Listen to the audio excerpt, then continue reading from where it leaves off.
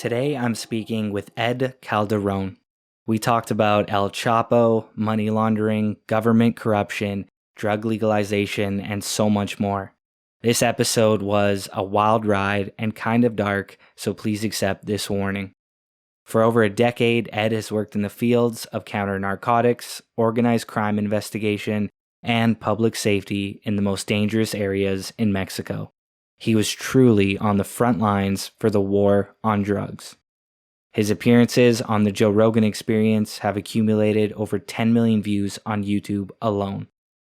Finally, to thank you for checking out the new show, I'm giving away a PlayStation 5 to one of my viewers.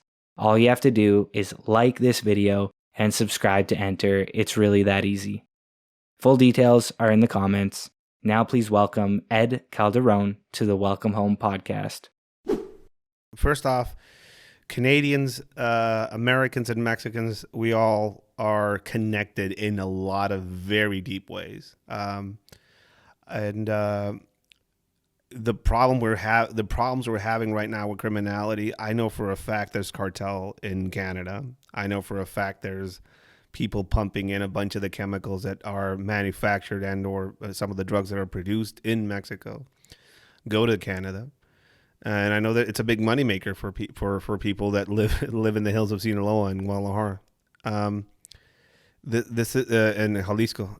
This is a regional problem. This is a purely regional problem. It's not a problem that Mexico has. It's not a problem that the U.S. has. Damn, it's not even a problem that Canada has. It's a regional problem. And I'm not just the guy that posts about things. I was in the front lines as a person that would fought in that drug war, that failed, horrible, still active drug war. And with that perspective, with that firsthand experience and that on the ground experience, I'm trying to bring attention and call attention to things that I see that are kind of happening in the country that I just don't see any play nationally. The first time I went on Rogan, I talked about China. The second time I went on Rogan, I talked more about China and about lithium deposits in Sonora. And that was kind of not talked about a lot, if not ever, out there. And then I've been on a few podcasts as well and other news sources and talked and was quoted a few times on some reports coming out of Mexico talking about the Chinese connection.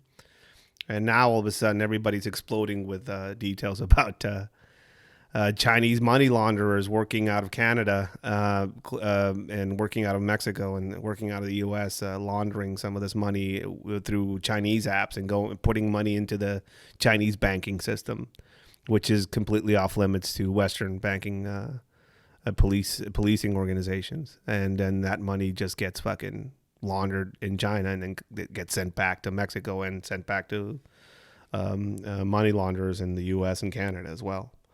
So these are all things that I talked about before they were actually mainstream. And the reason I know about them is because I worked against some of them and I saw some of this happening way back when or starting to happen.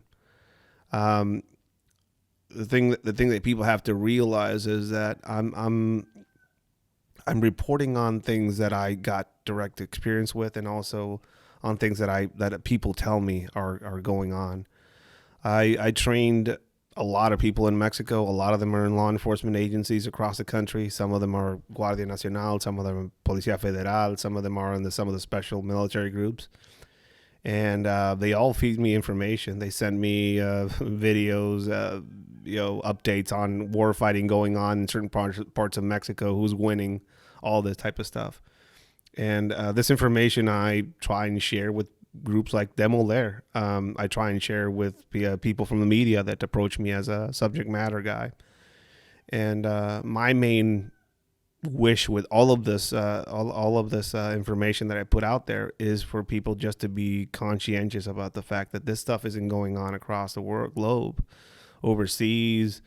This isn't going on in Afghanistan. This is something that's going on in your backyard. It's going on in my backyard. It's going on in all of our backyards, and it's a problem that will consume us if we don't give it the attention it deserves.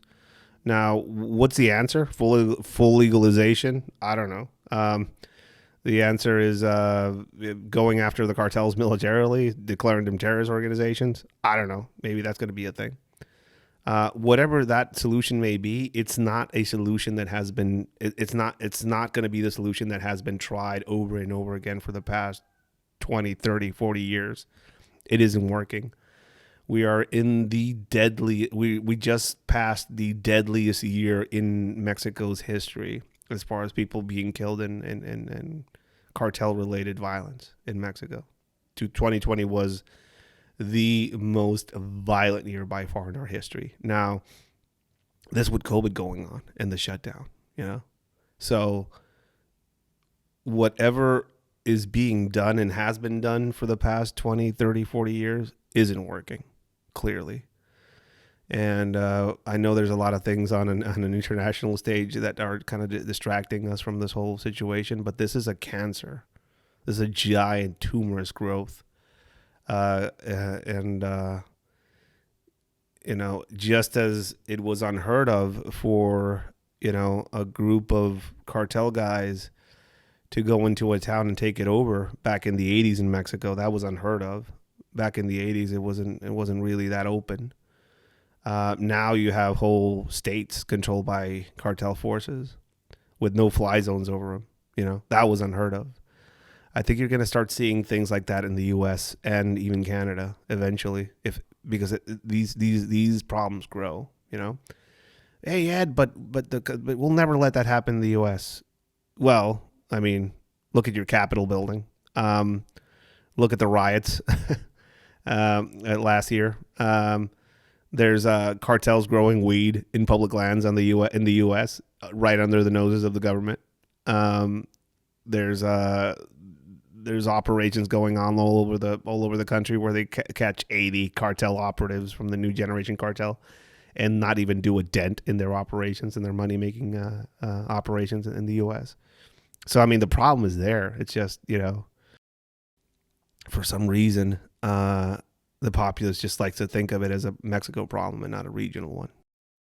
Yeah, I always found it incredibly bizarre when Canadians or Americans think this is a Mexico problem. It seems like Canada and the US have a demand problem. So is legalization kind of the only rational option that you see? I don't know. I mean, let's say, so another factor that people don't talk about and don't realize is Mexico has its own drug user problem, a giant one.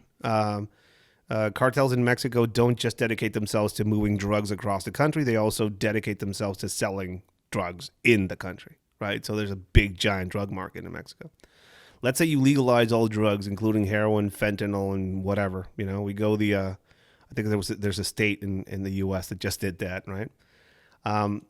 Mexico doesn't have the infrastructure to deal, the medical infrastructure to deal with regular medical emergencies. I mean, if you get into an accident in Mexico, you don't have any insurance. It's gonna be an interesting ride. That's all I'm gonna say. And I've been through it. I've had my injuries, I've had my falls, and I've gone through the being in a hospital in Mexico. It's not an easy thing.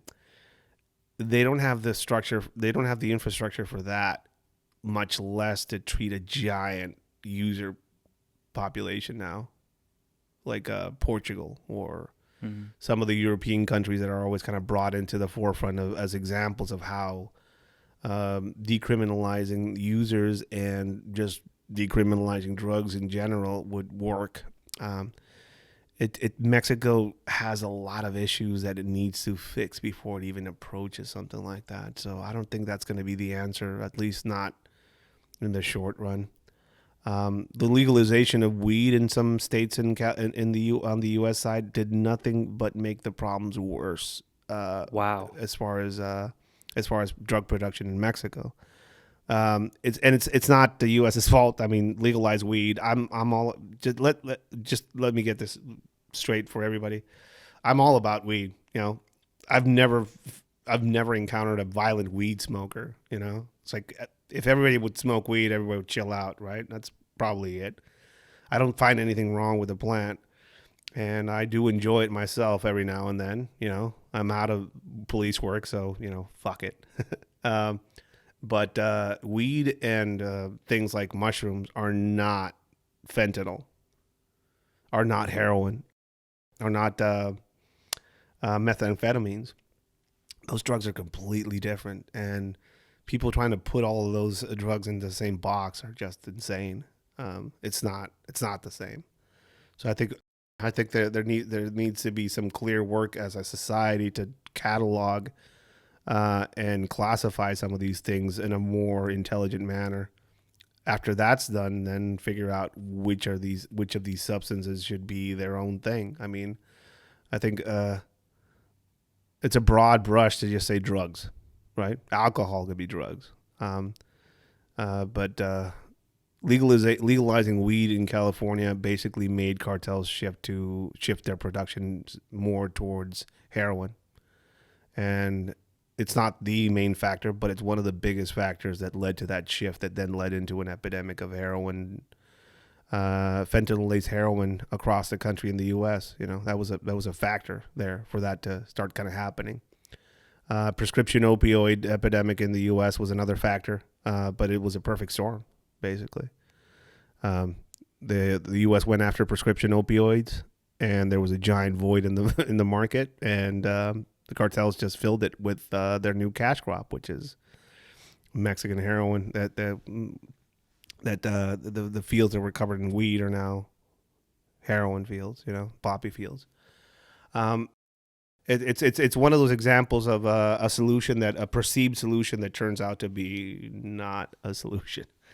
Maybe not full legalization, but you know, I think reclassification, decriminalizing users is going to be probably a good thing to do.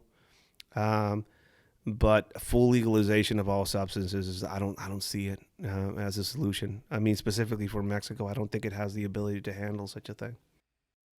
Wow. So when you think about pop culture and movies and TV, there's this illusion of the guy named El Chapo, that he is this image to North Americans. And in Mexico, I've heard you say that he was almost loved in some communities. What was his actual influence, and is a lot of it myth? A lot of it is myth. I mean, he was a player. He was a high level player. He was connected. He set up routes. He set up schemes to build tunnels across the border. He was a smart guy. He was a worker. He was a risk taker. You know, in any other life, he could have been maybe a high level politician, maybe, or an investment banker, or a high stakes poker player. You know, he was very effective in what he did. But he was not in any way, shape, or form the head of the Sinaloa cartel.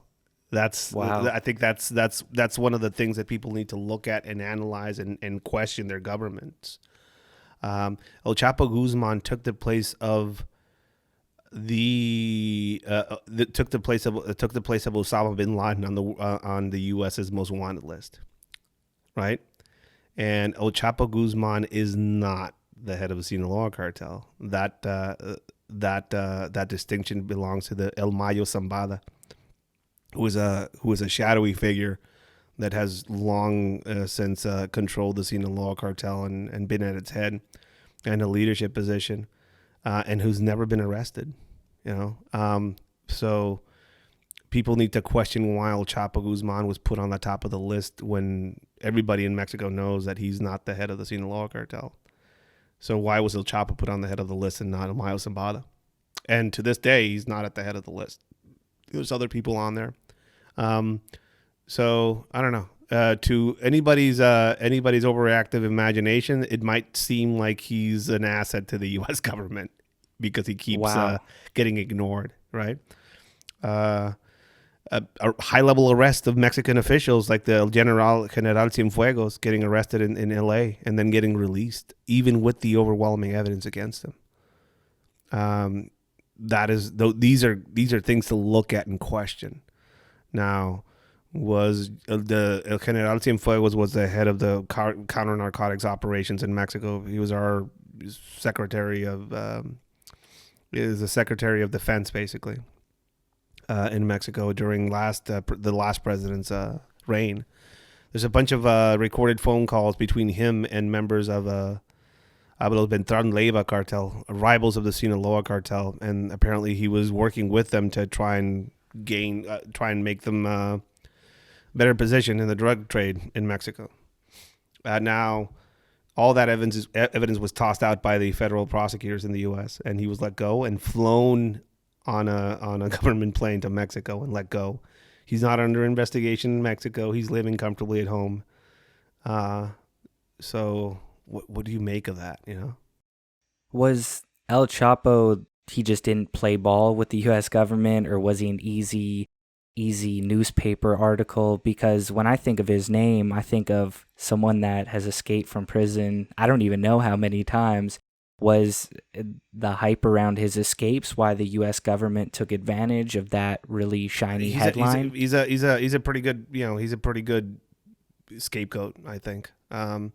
He's a pretty good individual to kind of go after. He's an individual that embarrassed the authority figures in Mexico as far as his multiple escapes. He's a guy that was glorified and basically turned into a Mexican version of Robin Hood, and he was an embarrassment for the government on both sides of the border. There's rumors of a picture of El Chapo Guzman at Disneyland. So I don't know. I've never seen the picture myself, but there's rumors of it existing somewhere. So that's a pretty big embarrassment for the government, right?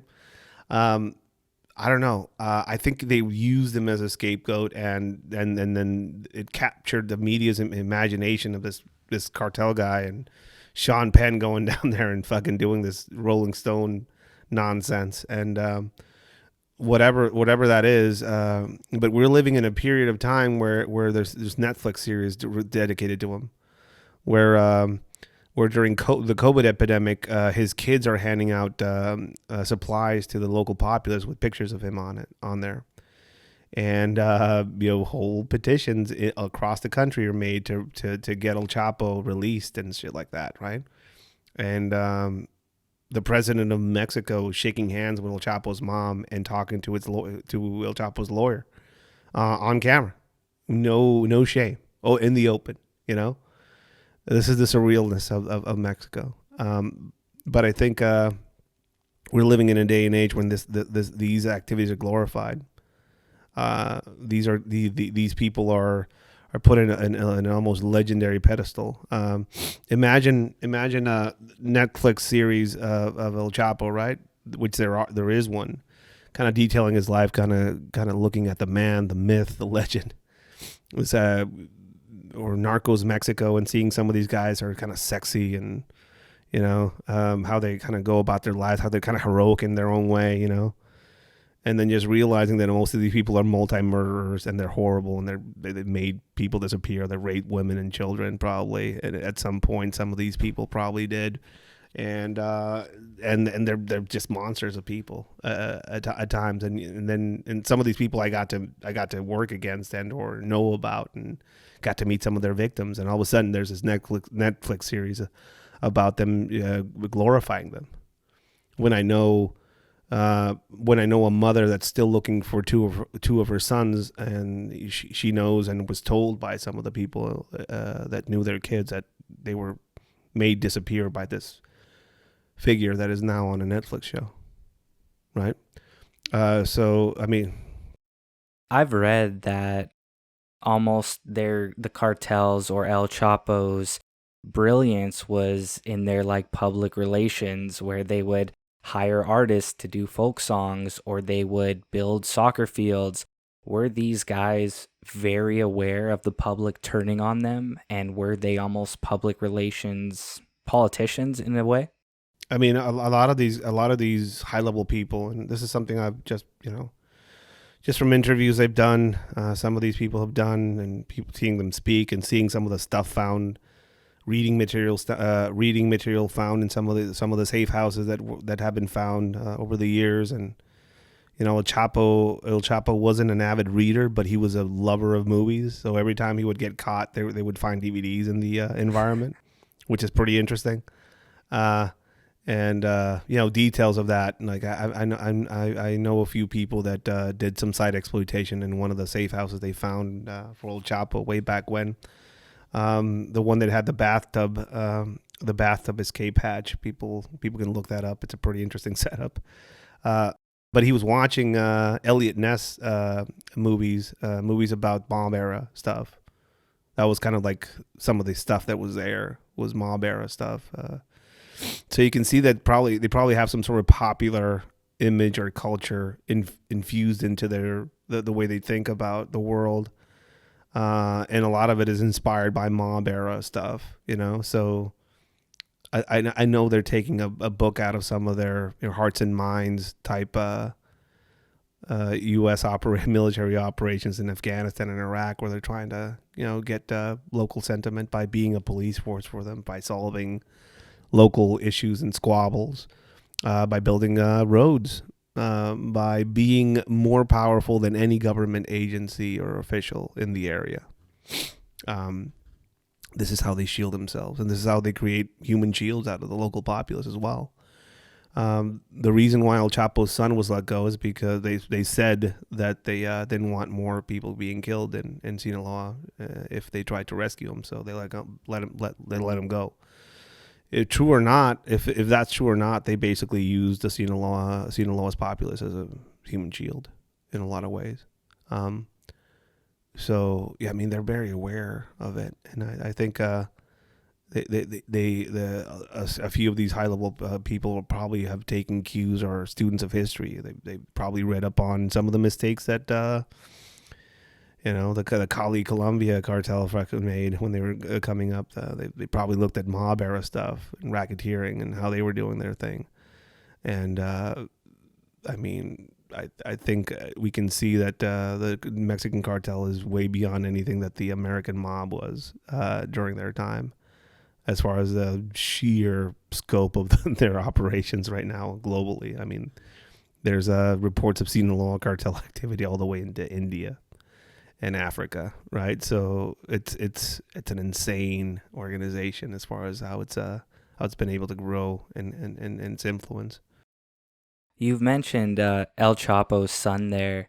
For those who aren't familiar with the story, there's one of the most bizarre videos of El Chapo's son essentially getting arrested in a raid, and then shortly after, they give him back to his friends. Can you explain? I still don't understand how that could happen. Who would approve? You have El Chapo's son, and you gave him back. Can you explain that and how bizarre that was for you to see? Well, I mean, you see, there's the video of his arrest. A clear thing you can see from the video is one, the people doing the arrest are federal police. They're part of a specialized federal police unit that is mostly related to reconnaissance, right? And the reason you can tell that, and if people want to look at El Chapo's son's arrest video, it's online all over the place. There's no specialty equipment on their rifles. There's no suppressors. There's no sights on the rifles that they're using. So these guys they're not equipped for an operation of the level of arresting El Chapo's son. So this was pure chance that they found El Chapo at a party that they deemed suspicious, and they decided to look at closely. You can see their fear and complete shock when El Chapo's son walks out of that party. And when he's walking out, he hands something back to somebody that's inside there. It's probably a gun that he had on him. If somebody grabs a gun during a raid, you get shot.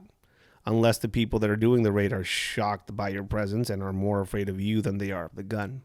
So you can, obviously that video tells you that these guys didn't know what the hell they were doing, and that they were way over their heads.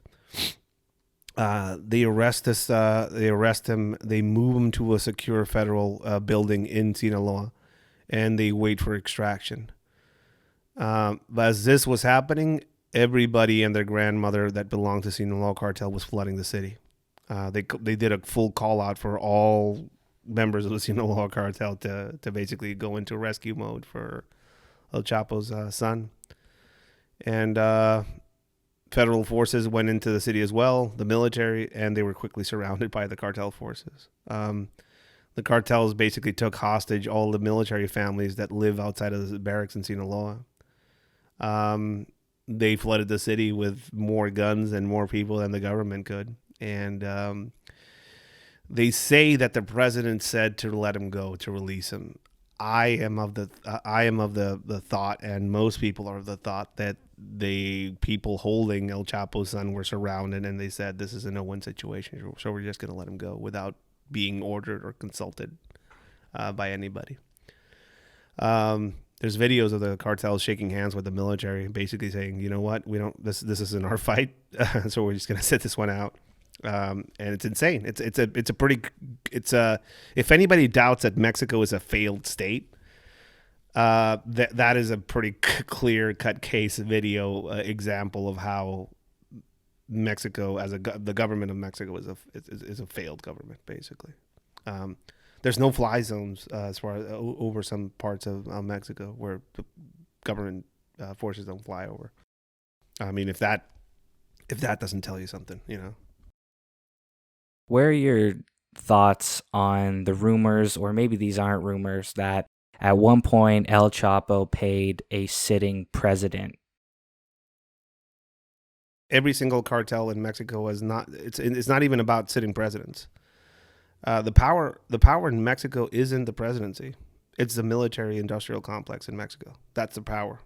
So you can't be the president of Mexico without having the backing of the military. It just doesn't exist. Military officials in Mexico, specifically around the Mexican army, enjoy an almost hereditary type status. You know, odds are, if you want to be a general in the Mexican army, if you don't come from family, you are not going to get it. You know, it's a rare thing if you do. So that and they're the ones that are in charge of selling guns and ammunitions and building guns in Mexico. So they're the power behind the throne. I think in every government, federal government change, presidency wise in Mexico, there's always, everybody's looking towards who's going to be named Secretary of Defense. And it's because that's going to be the nexus point between the president and the military. That's the guy that gets tapped, basically. And that's usually the guy that gets in contact by the cartels and agreements get made, right? Military corruption in Mexico has a long history. And I think specifically that's where you see some of the corruption happening at a high level, not specifically to the president, but around the military industrial complex in Mexico. That's where the money goes. In terms of corruption, if you were to guess, do you think the cartels have flipped or corrupted a prominent U.S. politician? So we could think about it this way. A lot of the people that have made a life in the U.S. From Mexico had their immigration processes paid for in full by unknown figures sometimes, you know. Again, hearts and minds are not just one in your backyard, but also the one abroad. So one of the most corrupt federal law enforcement agencies in the U.S. is as far as, convictions, is the Border Patrol. And it's because, I mean, again, the amount of money and influence and it's great. It's too great for some people. So yeah, I do think that there has been cases of high level corruption on the government side. I do think that shady shit has happened in Mexico related to CIA operations in from the U.S. in Mexico, and I think they're still happening. I think there's more to this whole Fast and the Furious operation that meets the eye in my perspective, as far as the U.S. pumping guns into Mexico. Do you mind briefly explaining the Fast and Furious operation? Because from what I've read, it's mind-boggling. I mean, it was basically an operation that was started during the Bush administration, and was inherited to the Obama administration, where they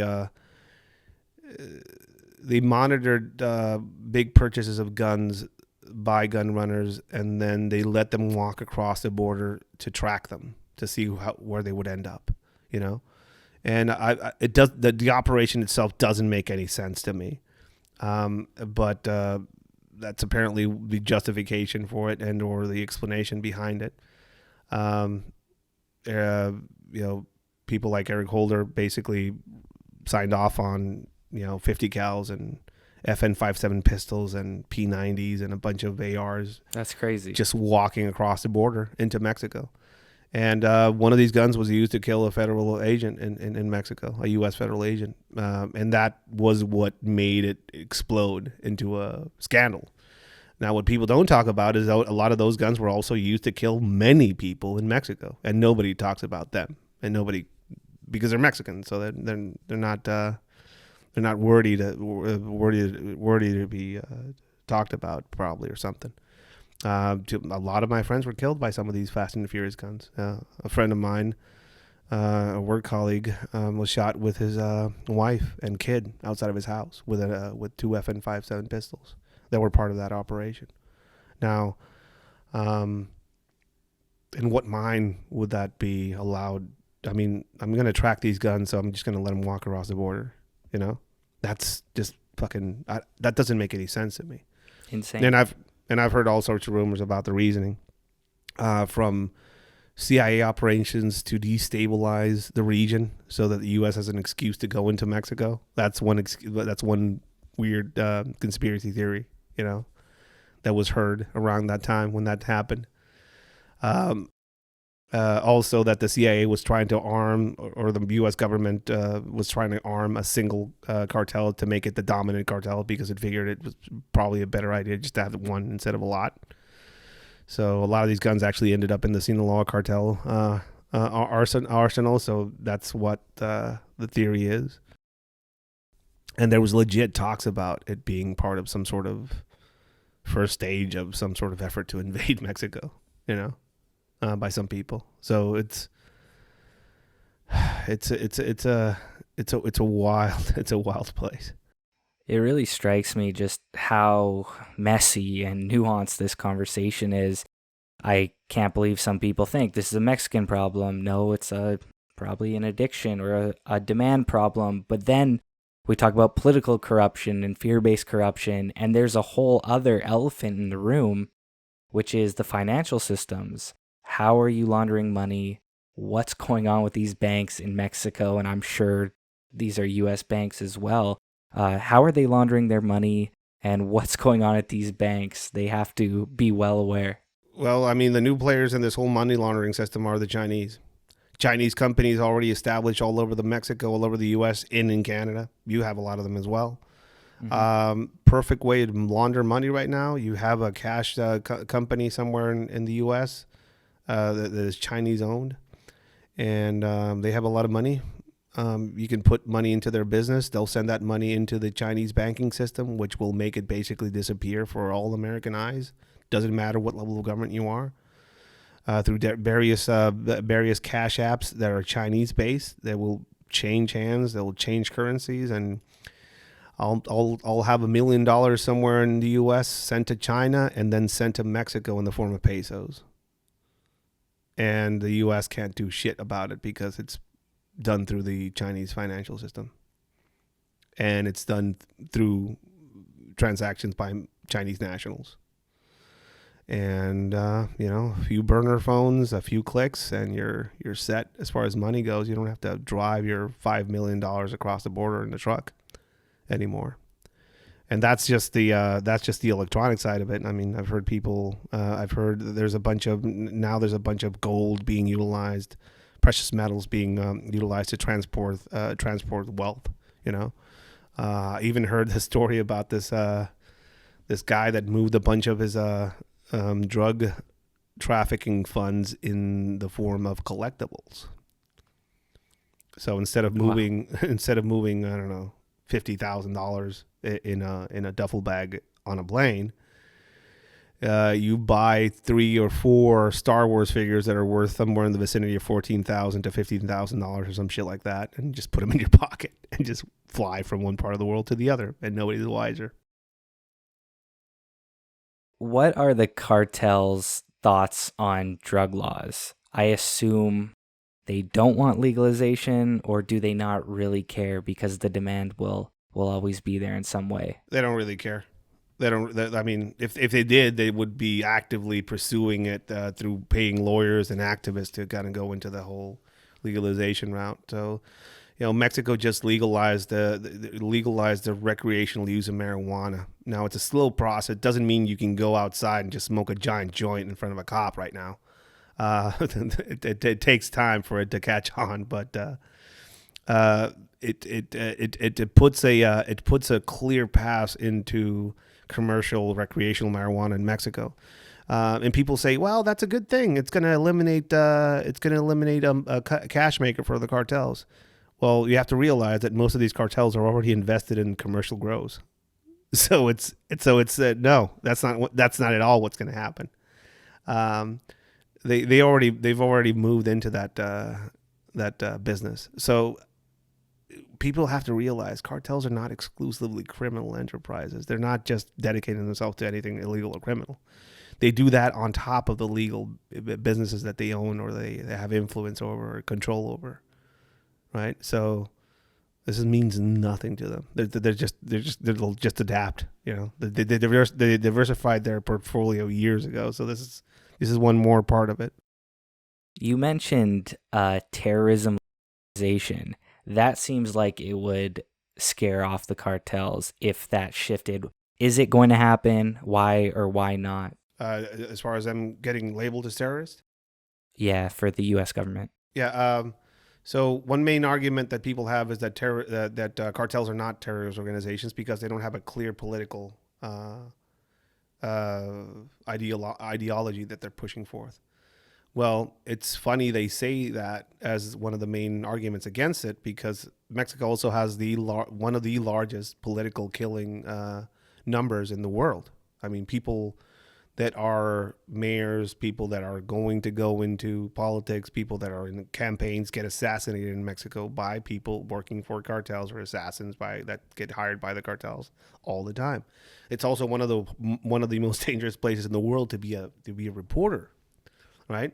So why would a criminal group seek to silence reporters and kill political candidates and or officials? Like, why would a criminal enterprise do that? Yeah. Well, the reason is because they have clear political motivations and they want to get some people out of the way. And also they don't want the truth being said about some of these things, so they silence the media. So they clearly have some sort of political motivation, right? Of course. Also, why would you leave a bunch of your rivals strung up on a bridge? Why would you disperse torture and murder videos of your rivals on social media and or on the internet for your rivals to see and just people to look at what you're capable of? Why would you leave a cooler full of heads outside of a police station? It's to create terror. It's a fear. It's weaponizing fear. It's weaponizing gore. It's a psychological warfare device. All of these highly produced ISIS videos that came out of the Middle East during the whole ISIS thing, all of those were inspired by cartel torture videos. The cartels were the first ones to kind of make torture propaganda a thing on the internet. So they meet every single requisite that I think of as far as being a terrorist or being a terrorist group or a group of organizations, right? That they meet all the criteria in my mind, but in the U.S.'s mind, they don't. And I think one of the main reasons is because of their immigration system and how it's set up. Somebody coming out of Mexico fleeing because they had somebody in a cartel threaten them will now have the legitimate claim to asylum in the U.S. because they are fleeing from a terrorist organization. So that small detail keeps cartels off the designation of being terrorists. I think that's probably one of the main ones. This is such there's no clear solution I've gathered, and there's not a lot of optimism in your voice. If you were the king of the world tomorrow, would you put the terrorism designation on them? If I was, if you could choose. First off, I would call the problem in Mexico what it is. It's a narco insurgency, right? It's not a policing problem. It's not something that you need more community policing to kill. You need more squad cars. You need more people in uniforms patrolling. No, it's an insurgency. It's a narco insurgency by over 150 to 190 armed groups all over Mexico. That's what it is, right? So anything short of declaring martial law and going after these people militarily is not going to do shit. That's kind of my main thought process behind the problem itself. Another thing is that I don't see any solution that involves the government in Mexico as being part of the solution. I think there has to be a political shakeup and or reform at a high level in Mexico. It can't be that if Mexico wanted to go after these cartels hard, right? And it decided to say, you know what, I know about the Constitution and I know about my sovereignty and everything, but this problem just surpassed us. So we're gonna let international aid come in. That is another block into Mexico fixing this shit, because there's just no political will to let external forces into Mexico to sort shit out or help us sort shit out. So I don't know. It's a regional problem. It's a regional problem that requires, multinational solutions and people working on it. And China is a big factor in how some of these things are now getting worse. I mean, again, they're the main players as far as money laundering right now. They're the game. So, and they're also the main suppliers of fentanyl and precursors for methamphetamines in Mexico that all make their way up to Canada and the United States. So, I mean, it's a problem with a lot of people behind it, and I just can't help but think that they're winning, and they have been winning for all these years, because things are getting worse. I've heard you say once you climb into their pocket, there's no way to climb out. You said no to corruption. You said no to taking money. What separates the person like you who says no, keeps their head down, and the person that says yes, I'm going to take the easier path? What separates the two people? Because they're very, very different. I don't think it's an easier path. Mm-hmm. I don't think it's an easier path. Just speaking from some of the people that I found that turned, desperation, need, I was pretty lucky in that I was not married and I didn't have any kids when I was going through all that. So it was just my skin that I had to worry about. But some of these guys had families and school that they had to pay, and the wife's new car and bills and a house to support. And I guess desperation pushes some people into it. Not all of them. Some people are just greedy, Every now and then I would see a guy show up with a fucking Hummer 2 for work, which was fucking insane. That was just right there in the open, But I don't think it's an easy. It's the easy path, though. I wouldn't say that. I would say it's a path. It's not a long. It's not a path of longevity, though. There's no way you survive it that long. The reason why it's a dangerous or not long-lived path is because if let's say let's say you work in a police organization and or a group law enforcement organization that goes after narcotics and people that work in that field. If you work for the Sinaloa cartel as a plant in that organization, then the rival cartel will kill you just to affect the interests of that organization that is paying for your services. Wow. That's why it's that's the danger. It's not being caught or arrested. The danger is just being offed by the rivals who find you out as being a plant for the other organization. So it's in their best interest to eliminate you. I imagine in law enforcement, this is not a 9 to 5. You do not turn it off. You might be grocery shopping. You might be going to a sporting event. There's always going to be some underlying rumbles of anxiety or paranoia. Am I right to assume that during your years of working for law enforcement, there was no turning it off? You were always on paranoia. Yeah. Yeah, educated paranoia is what we used to call it. You educate you educate your paranoia so you're smart about what you're afraid of. Yeah, you get a day off and you spend it at the military barracks because it's safe in there, or you get a day off and you go to San Diego and just hang around there instead of being in Mexico for some reason. It's easier over there and it's safer. You can just kind of meld into the background and come back to work. And it never goes away. There's always fear. There's always worry. That we get this question a lot, like, aren't you worried about the cartels coming after you? And I was like, well, yeah, but that didn't stop me going into law enforcement. So why would it stop me now? There's always a fear of that. I've never gone after anybody personally.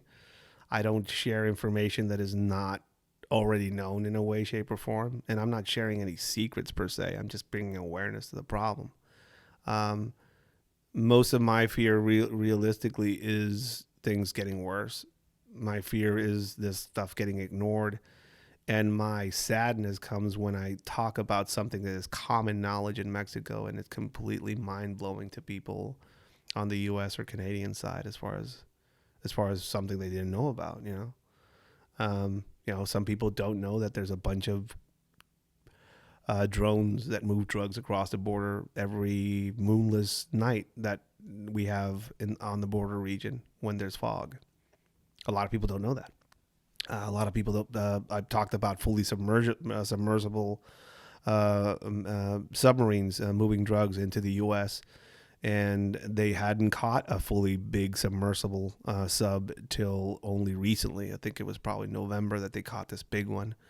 And it's the first fully large submersible that they found. But I knew about their existence years back.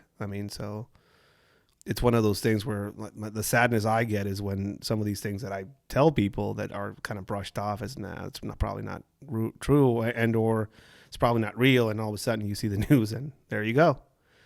Talking about China and Chinese influence on cartel operations, and all of a sudden seeing Reuters do this expose on money laundering by Chinese companies, and everybody's looking sober at me. It's like, yeah, told you. That's the fear for me, is that, things just not being known about and going silent. Ed, I thank you. I'm not going to lie. I definitely felt quite anxious when you were bringing certain things up. And I don't know if it was probably just my ignorance on the topic. I thought maybe there would be a more optimistic, or this is what we should do, or this is what we shouldn't do. But it seems like this is a very nuanced and meaningful, but also complex problem that we all have to deal with: Canada, US, Mexico.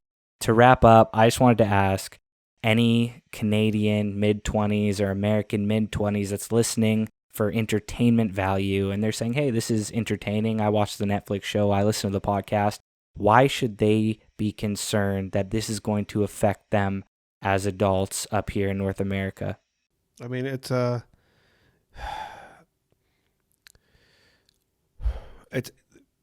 you start missing the small rules, and the big rules won't matter. That's what happened in Mexico, and people can laugh at that, but you can be in Tijuana and then get into a car and go to LA and see how LA is right now. LA has $30 million bust going on of people cartels laundering money in the fashion district in the open. So if that is not a clear sign of how things are deteriorating on the U.S. side, that are turning things, and I'm from Tijuana, I'm from Mexico, and I go to fucking LA and I'm like, holy shit, this is bad. I think Canada will get to that point if we don't, all of us start kind of solving shit on on the Mexican side and or in the U.S. side and even the Canada side, just putting some more attention to it. It's a corrosion. It's a corrosion that takes time, but eventually you might see some high level stuff happening on the Canadian side, and you don't want it to get to that. It's a nexus point. It's a moment that things shift or change. You know, the unheard of, this could never happen here, and all of a sudden you have a neighbor abducted by a criminal organization because he owns a business and they want some of it, and he doesn't report it because he's an immigrant, you know, and then shit happens and things start changing. You know, I think all of us have to get together and try and solve this problem before it gets to that point. Ed, well, I'm thankful that when someone emails you or calls you, you pick up the phone and you're willing to have these conversations. I guess all we can do right now is raise awareness so what's going on in Mexico isn't a dark zone. So thank you very, very much. Oh, thank you. To celebrate the new podcast, I'm giving away a PlayStation 5 to one of my viewers. All you have to do is like and subscribe. That's it. Full details in the comments. Good luck.